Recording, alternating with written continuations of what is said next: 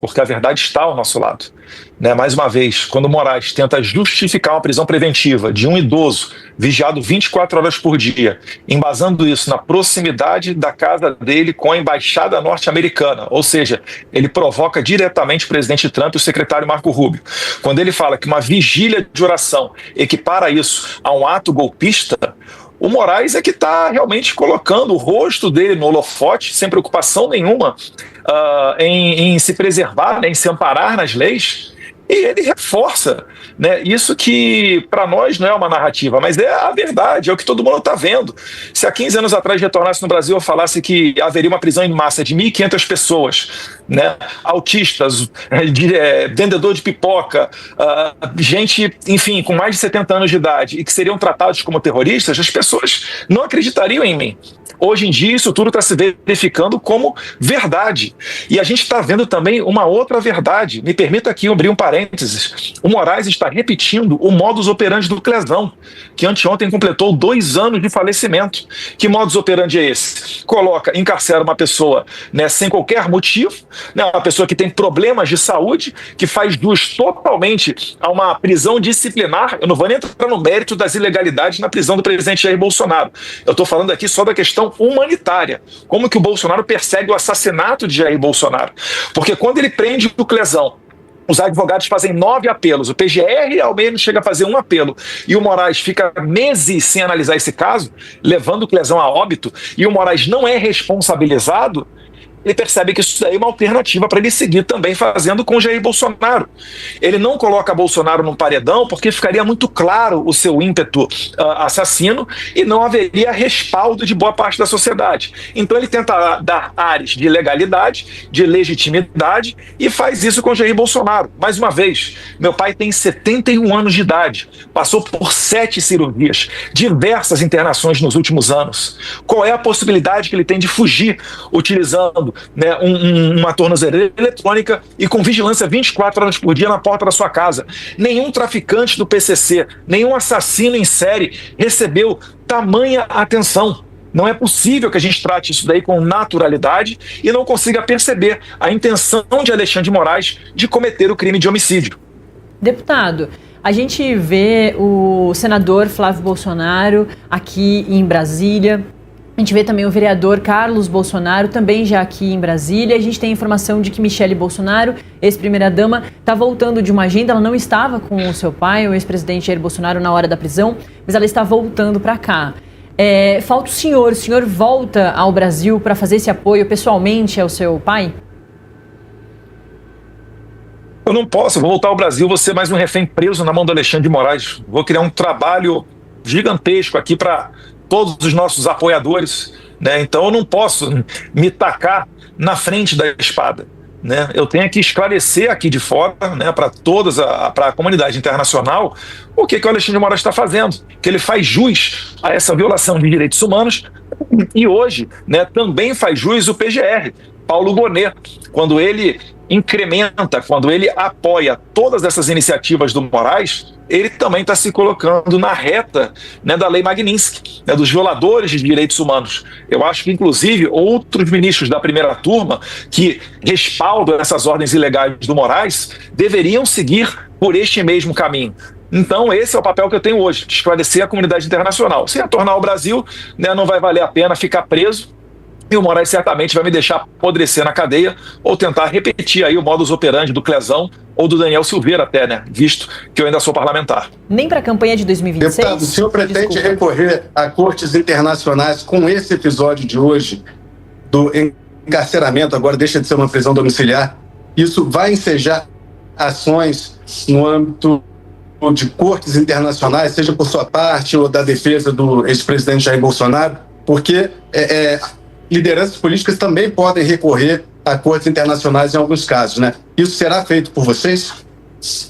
Eu acho que isso daí é o natural, Capelli. Eu já conversei até com um grupo de advogados, que não são necessariamente os advogados do presidente Jair Bolsonaro, que falam que tem essa intenção. Porque na maioria das coisas internacionais há o requisito de esgotar as vias internas, ou seja, só após o trânsito e julgado, quando não couber mais recursos à Suprema Corte, é que você pode entrar em tribunais internacionais. E por mais que eles tenham um poder não vinculativo, eles não possam forçar as suas decisões no Brasil, eu acho que fica a questão moral, e eu acho que é mais uma oportunidade para a gente demonstrar. A gente tem que entrar em todos os fóruns possíveis para deixar claro isso que está acontecendo no Brasil. Porque normalmente o estrangeiro ele tem uma noção do que possa estar acontecendo, mas ele não sabe os detalhes. Como, por exemplo, eu acabei de falar, essa proximidade com a embaixada americana ser usado como fundamentação da prisão do presidente Jair Bolsonaro. Isso é repugnante, isso daí é fora de qualquer procedimento de um Estado democrático de direito. É o que eu disse, e não é uma forçação de barra, é uma interpretação literal, tal qual ocorreu na Nicarágua, onde o ditador Daniel Ortega prendeu 7 opositores presidenciáveis. No Brasil está acontecendo a mesma coisa. Prenderam Jair Bolsonaro, estão em vias de me condenar por um crime esdrúxulo de coação, que todo mundo sabe que não existiu e não existe. E agora estão mirando os canhões contra o Flávio Bolsonaro. Não foi à toa que o Moraes vinculou essa vigília convocada pelo Flávio à situação de hoje, dessa prisão preventiva que já estava assinada dias antes. A prisão de Moraes não foi assinada hoje, ela já estava assinada, fundamentada na vigília de Flávio Bolsonaro. Ou seja, se você é proibido, Capelli, de fazer uma noite de orações, como é que você vai fazer oposição ao regime? Então Moraes está basicamente destruindo a oposição. O senhor acha que o STF prepara a inelegibilidade de Flávio Bolsonaro, assim como prepara a sua? É essa a avaliação que o senhor faz? Qualquer um que o Alexandre de Moraes, e os seus comparsas enxergarem como uma ameaça ao poder deles, qualquer um que possa ter minimamente um discurso anti-establishment, vai provavelmente correr o risco de se tornar inelegível. Como? Através de uma condenação do STF, porque isso por si só basta para você entrar na lei da ficha limpa e não conseguir se candidatar no ano que vem. Deputado, na decisão que o STF tornou o senhor réu na semana passada, o ministro Alexandre de Moraes deixou clara a questão da lei Magnitsky contra ele próprio. O senhor acredita que essas decisões do ministro Alexandre de Moraes fora da trama golpista, tornar o seu pai, deixar o seu pai preso em prisão domiciliar, agora essa prisão cautelar que também não tem nada a ver com a trama do golpe, o senhor acredita que isso tem alguma relação com a questão da lei Magnitsky? Eu pergunto isso porque o senhor acredita que o ministro Alexandre de Moraes espera alguma manifestação pública do senhor Eduardo Bolsonaro ou de algum familiar, algum ente da família Bolsonaro junto ao Donald Trump para tentar tirar a lei Magnitsky do ministro Alexandre de Moraes? Com certeza. O que eu sei pelos bastidores é que o Moraes está nessa questão de prender o Jair Bolsonaro, achando que isso pode ser usado a favor dele numa mesa de negociação com o governo Trump, para que, enfim, possa retirar a lei Magnitsky contra ele. Eu só tenho a adiantar, lê do engano. Os Estados Unidos, ele não negocia com terroristas e também não negociará com Alexandre de Moraes. O mais provável é que os Estados Unidos dê sequência à lei Magnitsky em todos aqueles que identificar sendo auxiliares ou prestando qualquer tipo de apoio ao Alexandre de Moraes. Porque é justamente isso daí que fala a lei Magnitsky, que todos aqueles que prestam alguma, mesmo até solidariedade ou participam de eventos juntos com o sancionado, que essas pessoas possam incorrer nas mesmas sanções do Alexandre de Moraes. São as chamadas sanções secundárias. Então, eu acho que isso daí é totalmente provável, Eu acredito que existam mais pessoas para ser sancionadas, além de Alexandre de Moraes e a sua esposa, que eu já fiquei sabendo perdeu contratos milionários em virtude da aplicação da lei Magnitsky. E como a lei Magnitsky é aplicada através do OFAC é o Escritório de Controle Financeiro debaixo do Tesouro Americano, ou seja, é uma estrutura do Ministério da Economia norte-americana, ele também tem a sua burocracia, tem os seus servidores públicos trabalhando todos os dias, e isso daí demora um tempo até que seja implementada totalmente a lei Magnitsky. Então o Moraes ele vai sentir cada vez mais os efeitos da lei, em que pese inicialmente, muitos da imprensa terem noticiado que ele segue com contas bancárias e uma vida até relativamente normal do ponto de vista financeiro. a tendência é que ele perceba que cada vez mais vai piorar a vida dele nesse sentido. E muito provavelmente ele ainda vai dragar outros a serem sancionados pela Lei Magnitsky. Deputado, O senhor Desculpa, Capelli, só completar. Pode, Natália, a partir do cenário que o senhor vem desenhando, então, em 2026, nenhum familiar do ex-presidente Jair Bolsonaro deve estar elegível. O senhor, Flávio Bolsonaro, o próprio Jair Bolsonaro. Sendo assim, quem sai candidato pelo bolsonarismo para disputar a presidência da República? Se nenhum parente, nenhuma pessoa tão próxima, né, laço de sangue, com o ex-presidente Jair Bolsonaro deve estar elegível, já que o senhor reforçou, eu reforço aqui também, que qualquer pessoa totalmente próxima ao ex-presidente Jair Bolsonaro deve ser colocada como inelegível pelo ministro Alexandre de Moraes. Se isso acontecer, podem até eleger o macaco Tião. A democracia brasileira já vai estar morta e muito provavelmente com a comunidade internacional não reconhecendo as eleições brasileiras. Quando eu falo que o Brasil está trilhando o caminho da Venezuela, isso não é da boca para fora. A gente vê o Lula interagindo com o Maduro, inclusive nos 40 minutos breves que ele teve com o Trump na Malásia. Um dos pontos que o Lula falou um dos pontos em que o Lula conversou com o Trump foi a questão da Venezuela, para defender o Maduro, né, para defender o Petro na Colômbia. Então todos eles estão juntos no mesmo barco. Se você olhar a delação do Hugo Carvajal, ele aponta para escândalos de corrupção envolvendo Lula, com dinheiro ilegal retornando ao Brasil para ajudar na campanha dele. Dinheiro, inclusive, que foi também para a campanha do Petro, chegou até partidos na Europa, como o italiano Cinque Stelle ou o PSOE da Espanha. Então todos eles que fazem parte do Foro de São Paulo têm uma íntima relação com o tráfico de drogas e todos eles estão juntos no mesmo barco. Então não há uma opção para o regime, né, encabeçado pelo Alexandre de Moraes e apoiado pelo Lula, que não a eliminação dos seus opositores. Primeiro vou tentar fazê-lo politicamente, porque é o que dá menos dor de cabeça para eles. E se não, se eles verem que vai haver uma derrota, eles apelam para o modo Adélio Bispo, né? Inacreditavelmente, foi a primeira vez que a gente viu um candidato presidencial brasileiro com uma tentativa de assassinato perpetrada por um ex-membro do Partido Socialismo e Liberdade, PSOL, e que no final das contas resultou em absolutamente nada.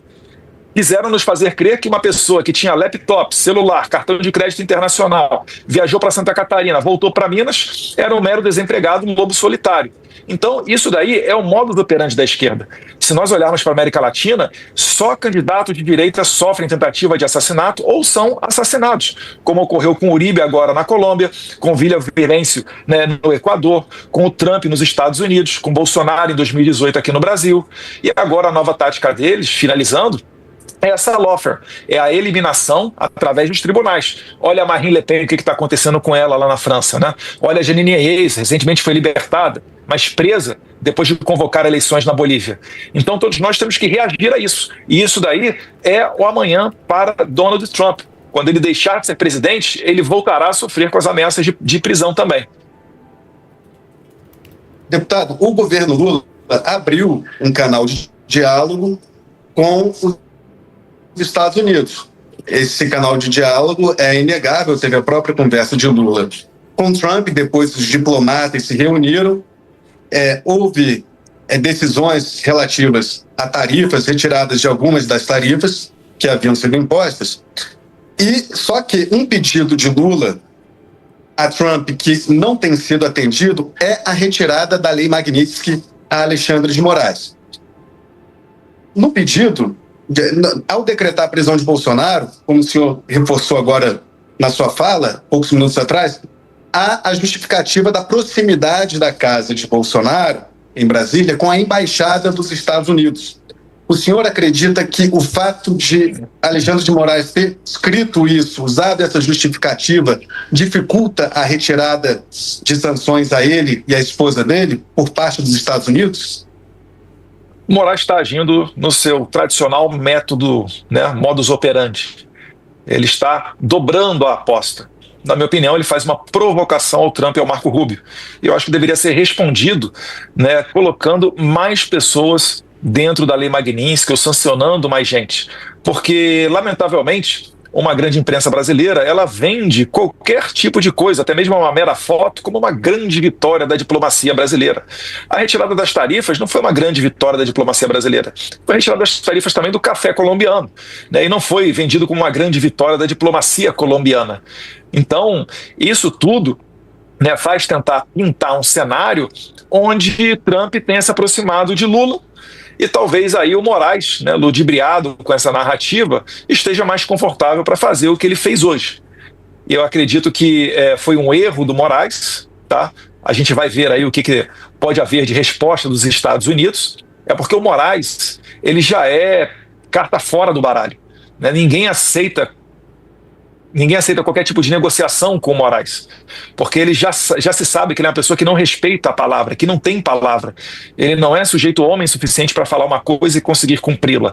Então, o Moraes já está precificado como esse violador de direitos humanos. Agora, os demais membros do STF, o PGR, que está avalizando tudo que o Moraes está fazendo, esses daí certamente, né, devem ficar preocupados com a extensão da Lei Magnitsky contra eles. Eu acho que o Moraes hoje dá um passo nesse sentido. Deputado, a direita no Brasil, o bolsonarismo em geral, ele tem esperança ainda no PL da anistia, que agora foi batizado de PL da dosimetria? Com certeza. A gente sabe que não é fácil, a gente sabe que vai ser batalha sobre batalha, a gente está na batalha agora da Câmara dos Deputados, Deus quiser aprovando uma anistia verdadeira, né, muito diferente dessa dosimetria. A gente vai enfrentar a batalha do Senado, mas no final das contas isso é algo para beneficiar toda a classe política brasileira e toda a população brasileira. A gente não pode admitir que seja normal você censurar cidadãos, né, você obrigar parlamentares a apagar os seus postos, como aconteceu na eleição de 2022, através de ordens secretas, por vezes, de Alexandre de Moraes. Eu acho que está claro para todo mundo que o Moraes ele não vai voltar para a caixinha.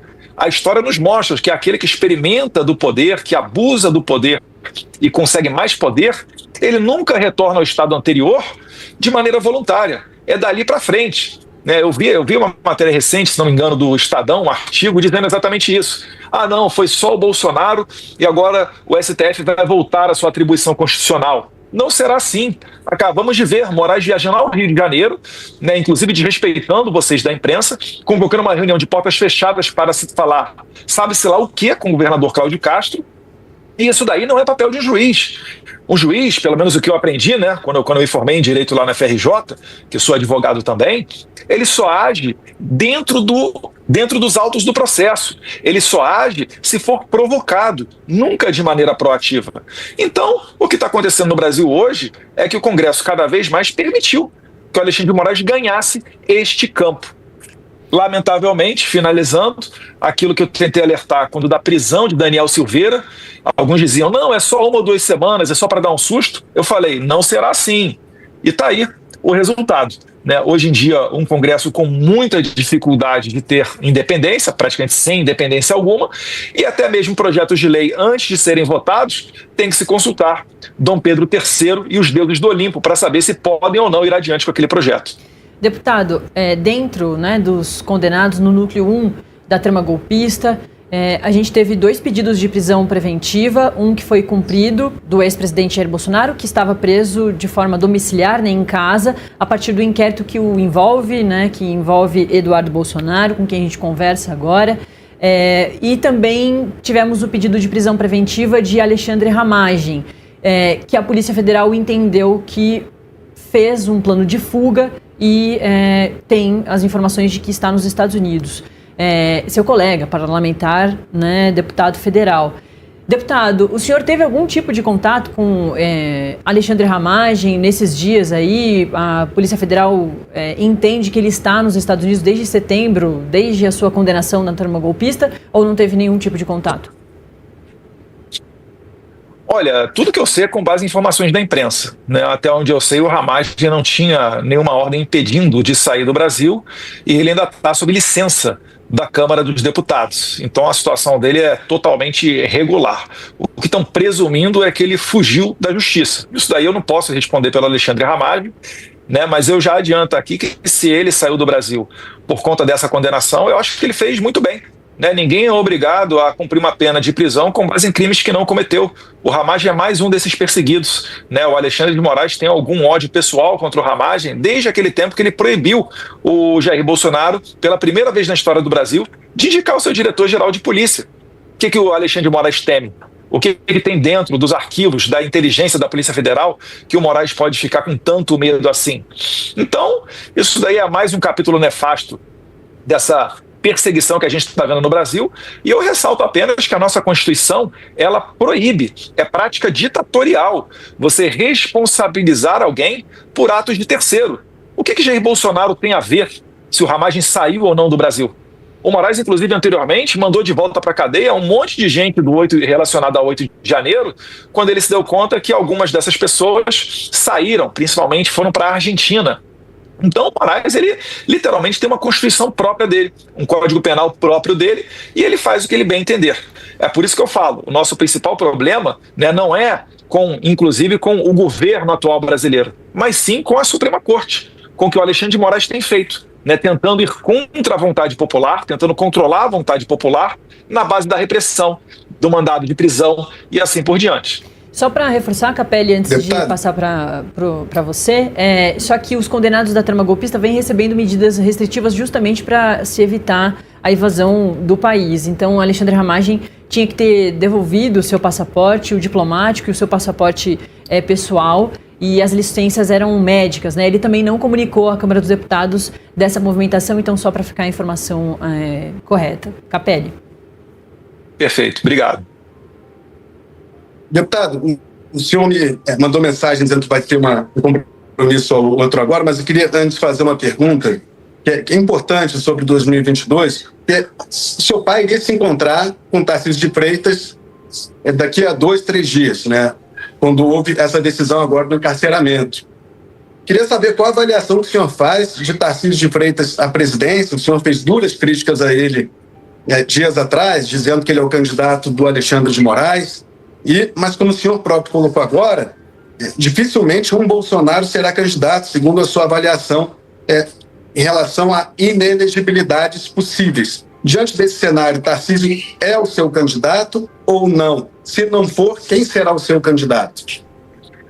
Capelli, eu agradeço a pergunta, ela é muito pertinente, mas eu prefiro apenas aqui focar, né, na data de hoje, na prisão ilegal do Jair Bolsonaro. Né? Eu acho que a opinião sobre o Tarcísio todo mundo sabe qual que é, e eu acho que os canhões sendo virados agora contra o senador Flávio Bolsonaro, que eu já começo a ver algumas notícias aqui dizendo que o Flávio, né, é o próximo alvo ou coisas semelhantes, isso daí só que eu estou falando. Em 2026, se for concretizado, né, a minha condenação, a condenação do Flávio e assim por diante, em 2026 vai ser a eleição, não a festa da democracia, mas uma festa do Alexandre de Moraes. Ele vai celebrar a eleição de alguém que ele vai permitir que concorra à presidência da República.